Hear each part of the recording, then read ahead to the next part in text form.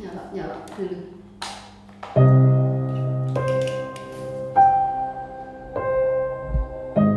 Februari 2014.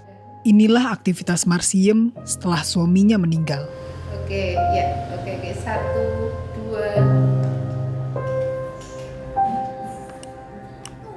2. Tulisan-tulisan mendiang suaminya diyakini menjadi penyebabnya.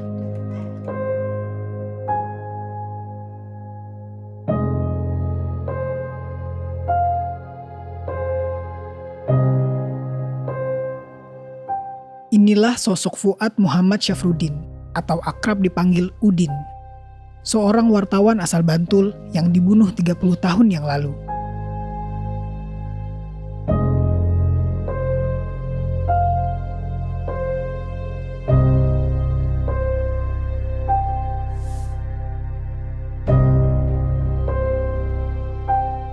Udin adalah seorang wartawan harian Bernas Yogyakarta. Bagi rekan sejawat, tulisan-tulisannya tergolong berani di masa itu. Seperti tulisan dalam judul Sri Roso tak mungkin jadi Bupati Bantul lagi, yang diberitakan pada 9 Februari 1996 ini. Sri Roso Sudarmo adalah Bupati Bantul saat itu, yang saat itu juga sebagai tentara aktif. Desas-desusnya, Sri Roso mencoba mempertahankan tampuk kekuasaannya dengan menghalalkan segala cara. Desas-desus itu dimuat di berita yang ini. Dugaannya, Sri Roso lah yang akan memberi bantuan itu. Untuk ukuran waktu itu berani. Kalau sekarang berani kan sudah biasa ya. Tapi untuk ukuran 96 ya, untuk ukuran kecil di desa dia tugasnya berani itu kan luar biasa. Dia ngoreksi tentang pemerintahan, Sri Roso, partai Golkar yang berkuasa ketika itu dia tulis ya betul-betul nulis betul itu. Kalau kritik ya kritik betul. Termasuk keberanian menulis berita tanggal 26 Juli 1996 dengan judul Dana IDT hanya diberikan separuh.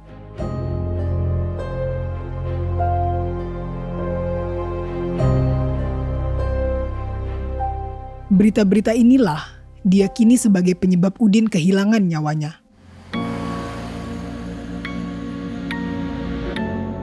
Pada tanggal 13 Agustus 1996 menjelang tengah malam, 2 orang datang ke rumah dan ingin bertemu dengan Udin.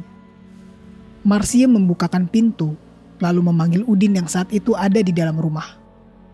Tak lama Udin keluar, Marsiem mendengar keributan dan mendapati suaminya terkapar di depan rumahnya. Telinga, hidung, dan pelipis mengeluarkan darah. Udin koma. 3 hari setelah dirawat di rumah sakit, pada 16 Agustus 1996 menjelang pukul 5 sore, Udin meninggal dunia.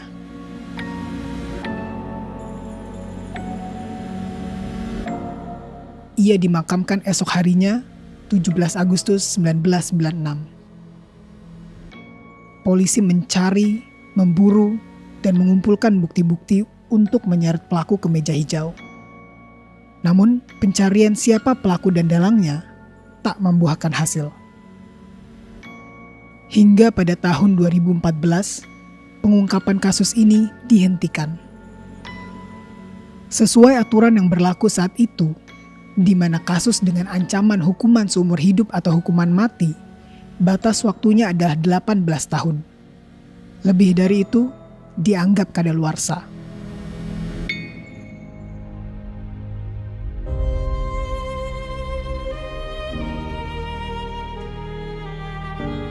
Selepas Orde Baru, profesi jurnalis dilindungi undang-undang. Namun di lapangan, tampaknya berbeda cerita. Jurnalis masih mengalami kekerasan. Aliansi Jurnalis Independen Indonesia mencatat, sepanjang tahun 2025, terjadi 89 kekerasan terhadap jurnalis. 21 diantaranya dilakukan oleh aparat kepolisian. Kini, 30 tahun sudah Udin dibunuh. Secara hukum, negara telah kehabisan waktu untuk mengusut, mengadili, dan menghakimi pelaku. Ini seharusnya menjadi pengingat, siapapun pelakunya tak boleh mendapat impunitas. Dan pers sebagai pilar keempat dalam demokrasi seharusnya mendapat tempat sebagai penyedia informasi hingga kontrol sosial.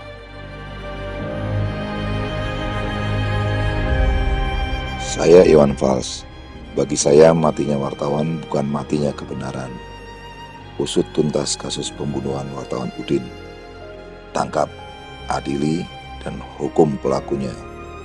Lindungi kebebasan pers dan pekerja pers.